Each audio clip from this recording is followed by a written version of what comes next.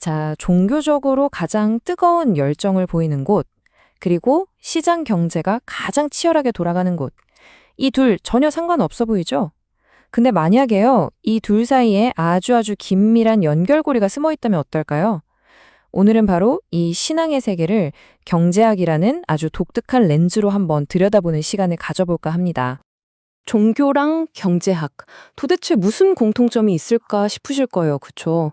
근데 정말 놀랍게도요, 이 두 세계를 관통하는 핵심 키워드가 하나 있습니다.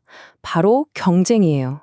그리고 이 경쟁이라는 열쇠로 문을 열고 들어가면 아마 우리가 종교에 대해 막연하게 갖고 있던 생각들이 완전히 뒤집힐지도 모릅니다. 네, 첫 번째 섹션입니다. 종교 시장에 보이지 않는 손. 감이 오시나요? 맞습니다. 경제학의 아버지 애덤 스미스의 그 유명한 보이지 않는 손 있잖아요. 그 개념을 종교의 세계로 한번 끌고 와 보는 거예요. 그러니까 종교도 일종의 시장이라는 거죠. 수요와 공급이 있고 또 치열한 경쟁이 존재하는 그런 시장 말입니다.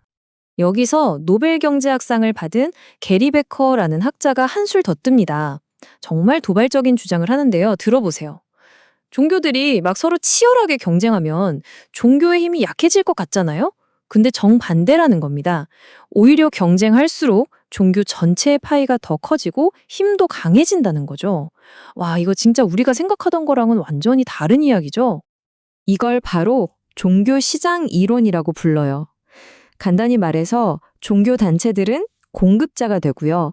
신도들은 영적인 만족감을 얻으려는 소비자가 되는 거예요.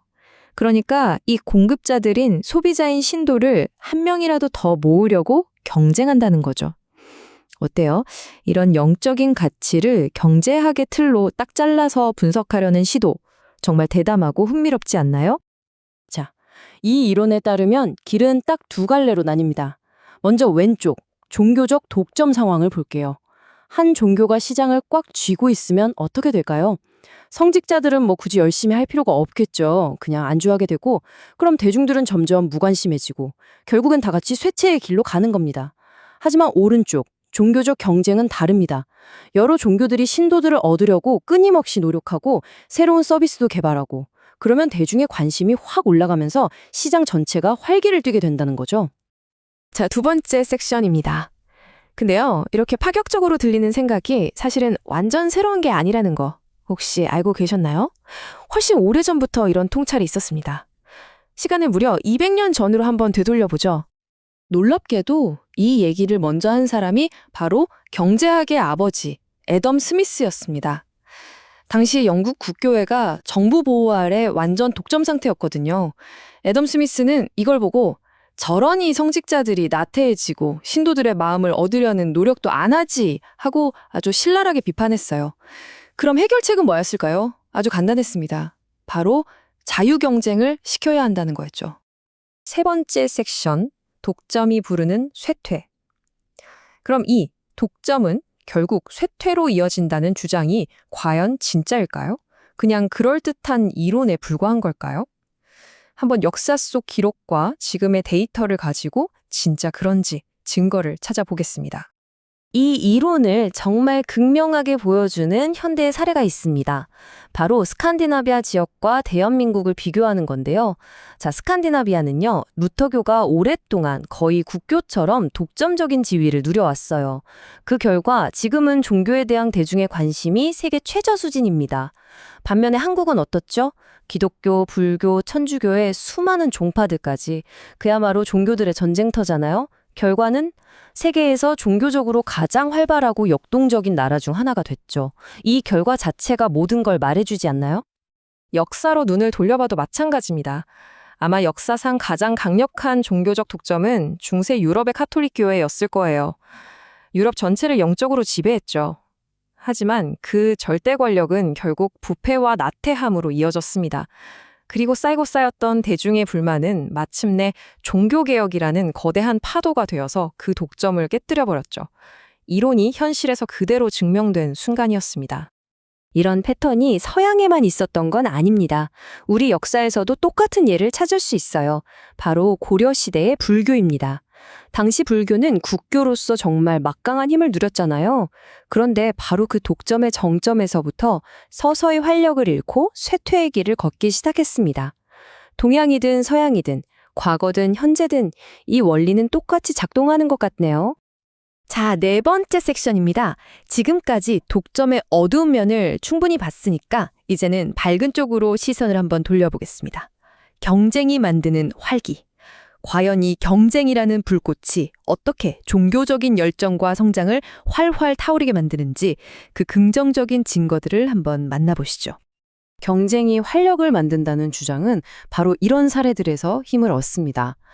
앞서 말씀드린 한국은 대표적인 예고요. 또 다른 흥미로운 곳이 바로 라틴 아메리카입니다. 거기는 전통적으로 가톨릭의 아선이었잖아요. 그런데 최근에 새로운 개신교가 강력한 도전자도 등장한 거예요. 그래서 어떻게 됐을까요? 기존의 가톨릭조차 잠에서 깨어난 듯 더 적극적으로 신도들에게 다가가기 시작했고, 그 결과 사회 전체의 종교적 관심과 참여가 오히려 더 높아지는 현상이 나타나고 있습니다. 사실 이 종교 시장 이론을 가장 눈으로 생생하게 볼 수 있는 곳이 바로 한국이죠.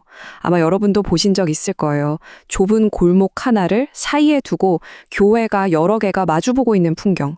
밤이 되면 저마다 십자가의 불을 밝히고 신도들을 한 명이라도 더 끌어들이기 위해서 경쟁하잖아요.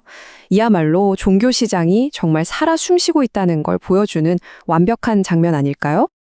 라틴 아메리카의 변화는 이 차트를 보면 더 명확하게 보입니다. 자, 여기 주황색 막대를 보시면 카톨릭의 비중이 여전히 크긴 크죠. 하지만 분명히 감소하는 추세입니다. 그 독점에 균열이 가기 시작한 거예요. 그리고 그 틈을 파란색 막대, 즉 개신교가 정말 무서운 속도로 파고들고 있습니다. 이건 그냥 신자 수가 좀 바뀌는 정도가 아니에요. 경쟁이 만들어내는 그야말로 종교 지형의 거대한 지각 변동이라고 할 수 있습니다. 자, 이제 마지막 섹션입니다. 지금까지 우리는 종교가 독점이라는 길을 걸었을 때, 그리고 경쟁이라는 길을 걸었을 때 어떤 결과가 나타나는지 쭉 따라와 봤습니다. 이제 이 모든 이야기를 하나의 명쾌한 논리로 딱 정리해보고 이 분석이 결국 우리에게 어떤 질문을 던지는지 한번 생각해 볼 시간입니다. 결국 이 모든 이야기는 아주 간단한 4단계 논리로 정리할 수 있습니다. 한번 따라와 보세요. 첫째, 독점은 뭘 낳죠? 안일함을 낳습니다. 둘째, 그 안일함은 결국 대중의 무관심으로 이어지고요. 그런데 여기에 경쟁이라는 아주 강력한 자극이 딱 들어오면 어떻게 되느냐? 셋째, 모두가 혁신하고 더 열심히 참여하게 됩니다. 그리고 마지막 넷째, 바로 그 참여가 시장 전체에 엄청난 활기를 불어넣는 거죠. 아주 명쾌하죠? 그러니까 핵심은 이겁니다. 우리가 오늘 발견한 건 어떻게 보면 정말 놀라운 역설이에요. 각각의 종교 단체들이 자기들의 생존을 위해서 정말 치열하게 경쟁을 하잖아요. 그런데 바로 그 경쟁 때문에 아이러니하게도 사회 전체의 신앙심이나 영적인 관심, 그 활기는 오히려 더 강해진다는 겁니다. 자, 오늘 이야기를 마무리하면서 여러분께 마지막으로 질문 하나를 던져보고 싶습니다. 선택지가 많아지고 경쟁이 치열해질수록 오히려 전체의 활력이 살아난다. 이 원리 말이에요. 이게 과연 종교나 경제에만 해당되는 이야기일까요? 어쩌면 여러분이 일하는 분야, 우리가 속한 사회, 더 나아가 우리 각자의 성장에 있어서도 똑같이 적용될 수 있는 원리는 아닐까요? 한 번쯤 깊이 생각해 볼 만한 질문인 것 같습니다.